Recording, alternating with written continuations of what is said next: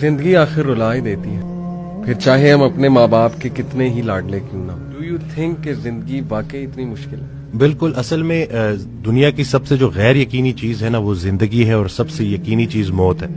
تو زندگی میں نا وہ ارادے ٹوٹتے ہیں اور آہستہ آہستہ غم آتے ہیں، اور آپ کو پتہ چلتا ہے کہ ٹھہرنا مشکل ہی ہے، لیکن جو اللہ کے ساتھ رجوع کر لیتے ہیں ان کو یہ بات سمجھ لگتی ہے کہ جانا تو ہم نے ہے، لیکن جانے سے پہلے کچھ کام تو کرنے ہیں نا۔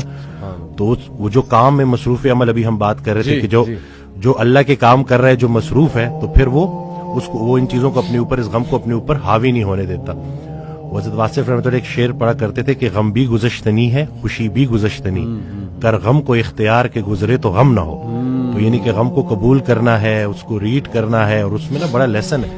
صحیح بات۔ تو یہ اللہ تعالیٰ ہماری برداشت، سب سے بڑی قوت برداشت ہے۔ بالکل صحیح۔ تو ہماری یہ برداشت بڑھانے کے لیے اللہ تعالیٰ غم بھیجتا ہے، صحیح۔ اور آہستہ آہستہ صبر کے ذریعے، نماز کے ذریعے انسان جو ہے نا اس مشکل سے نکل آتا ہے، کیونکہ اللہ کا وعدہ ہے کہ ہر سختی کے ساتھ آسانی ہے۔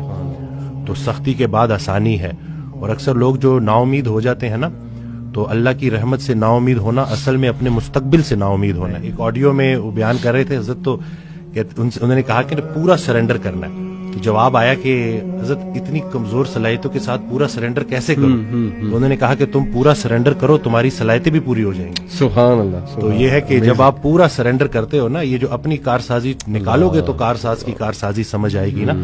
تو یہ جو اللہ ہے نا، یہ ہمارے ارادوں کو توڑتا ہے، اور نہیں آتی کوئی پریشانی اس وقت تک جب تک وہ بڑی پریشانی کو ٹالنے نہ آئی ہو۔ انسان جو ہے نا وہ جلد باز ہے، وہ کہتا ہے کہ بس میرے اللہ کو اپنے مطابق چلانا چاہتا ہے۔ صحیح بات۔ اور اللہ نے ہمارے لیے کتنی خیر رکھی ہوئی ہے، کتنی آسانی رکھی ہوئی ہے، ہمیں خوش کرنے کے لیے اللہ کے پاس کتنا کچھ ہے، لیکن ہم جلد بازی میں اور نا امیدی میں اس سے محروم ہو جاتے ہیں۔ اور شیطان جو ہے نا وہ ہماری رگوں میں خون کی طرح دوڑتا ہے۔ صحیح۔ تو اس کا طریقہ واردات ہے ہی یہ وسوسہ دینا۔ وسوسہ جو ہے نا وہ ایمان کی نفی ہے، اور یقین جو ہے نا وہ وسوسے کو نفی کرتا ہے۔ کیا بات۔ تو ہم نے یقین کو پختہ کرنا ہے، یقین نور ہے، شک اندھیرا ہے۔ تو اسی طرح سے یہ وسوسے کے اوپر سوال کیا گیا، تو حضرت کہتے ہیں کہ میرا اللہ پہ یقین بے گماں ہے جو علم بن گیا۔ تم بھی وہ یقین پیدا کر لو، تمہیں بھی علم مل جائے گا۔ اشفاق احمد صاحب کی بات سے آپ نے سٹارٹ کیا تھا، تو مجھے ایک واقعہ یاد آ گیا کہ ایک شخص ان کے پاس گیا اور کہا کہ اشفاق صاحب کوئی زندگی آسان کرنے کی ٹپ دے دیں۔ تو انہوں نے کہا میں تمہیں موت آسان کرنے کی ٹپ نہ دوں؟ تو کہتے ہیں چلے وہی دے دیں۔ کہتے ہیں اگر تم اپنی موت آسان کرنا چاہتے ہو تو جاؤ کسی کی زندگی آسان کر دو۔ اللہ۔ تو جو اللہ کا کام کرنے والے ہوتے ہیں وہ گلہ نہیں کرتے، وہ شکر کرتے ہیں اور لوگوں کے کام آتے ہیں۔ وہ سارے کام جو ہے نا وہ اللہ پہ نہیں ڈالنے، اللہ کے بہت سارے کام ہیں جو ہم نے کرنے ہیں۔ اور دوسرا یہ کہ خواہشات، یہ جو دنیاوی خواہشات ہیں، یہ جو فانی چیزوں کی محبت ہے، آپ کو جیتے جی فانی کر دیتی ہیں۔ اور یہ جتنا کچھ بھی ہے نا، وہ ایک شعر ہے کہ تیرے سوا کروں پسند کیا تیری کائنات میں، دونوں جہاں کی نعمتیں قیمت بندگی نہیں۔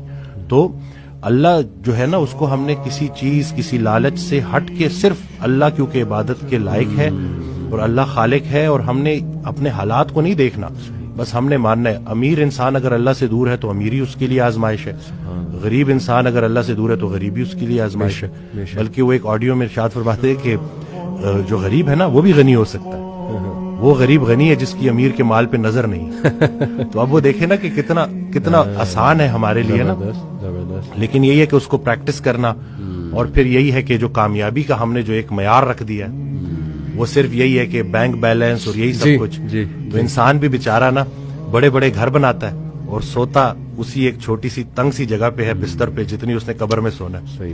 اور یہ ہے کہ وہ حضرت کہتے ہیں کہ جو چیزیں تم نے اپنے مرنے کے بعد ویسی چھوڑ جانی اس کو اپنی زندگی میں کیوں نہ چھوڑ دو۔ ایک اور جگہ کہتے ہیں کہ جن کو تم نے اپنے مرنے کا غم دے کے جانا ہے ان کو اپنی زندگی میں تھوڑی خوشیاں تو دے جاؤ۔